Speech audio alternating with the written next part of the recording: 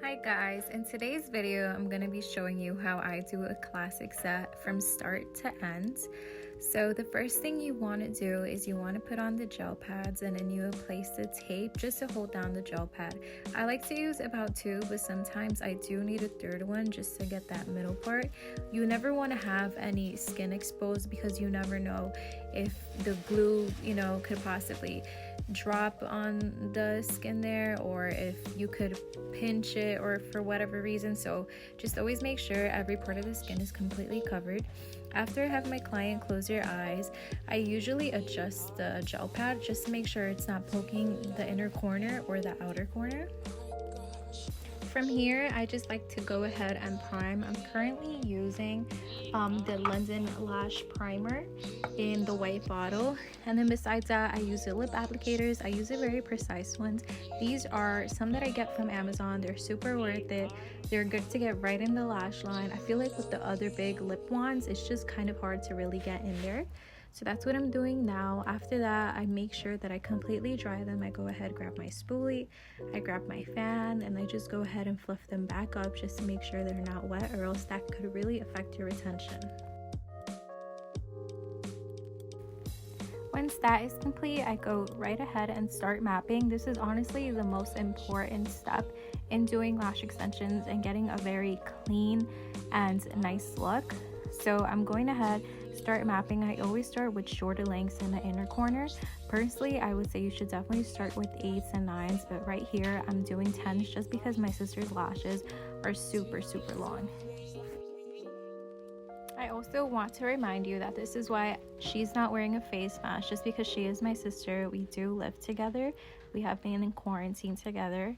Also, I am wearing a face mask just because I'm very sensitive to the glue. But yes, just make sure to stay safe. Always have your clients keep their masks on. Don't even let them lower it to their mouth. I make sure they're straight on their nose and straight over their mouth.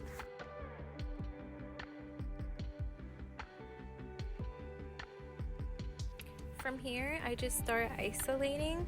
I go one lash by one lash, and then I start placing my classics. So personally, I like to use a 0.15 CC curl. I just find that I prefer over a C curl, since the C curl is a little too natural for me and the D curl is a little too curly for me. However, I do tend to use a C curl only if my girls have super curly lashes, just because that way if I place a D curl on someone with curly lashes, it's gonna look like a DD, which is personally not my style.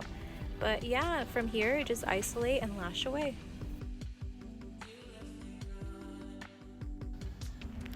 If you are new to lash extensions, you might be wondering what a classic set is. So a classic set is where you put one fake lash onto one natural lash. So I know this could be very confusing because there are so many sets out there. We have classic, which is what I'm doing today. We have hybrids, we have volumes, and mega volumes. So volumes are known to be where you put about, let's say, 2 to 8 fake lashes on one natural lash. And a hybrid is where you do 50% of classics and then you do 50% volume.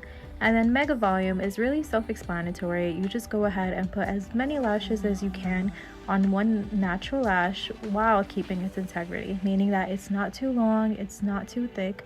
You always want to assess the lash and make sure that the lashes you're putting on aren't way too long. I know sometimes clients want the longer lashes. As long as the lashes you're applying are very lightweight, like 0.03 or 0.05, it should be all good.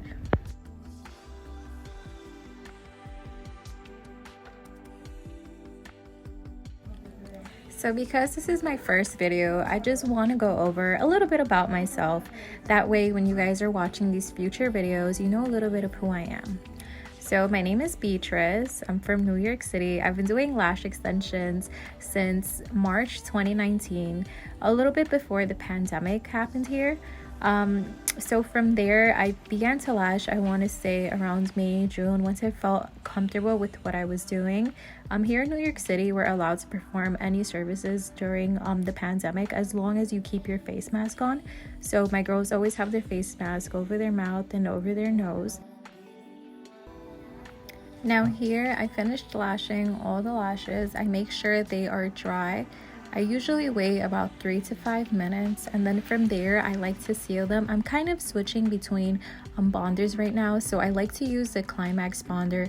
Here and there I will use a Lashbox LA bonder. So what a bonder does is it kind of seals the adhesive, and it really makes a difference in retention. It definitely can help you out at about 30%, which is good. So that means if, like, let's say your sets are lasting like 3 weeks, it could push it to 4 weeks. So I definitely recommend trying one. It also depends on your area. I know some places people prefer nano misters, just drying them. I'm just kind of switching here and there and seeing what works for me.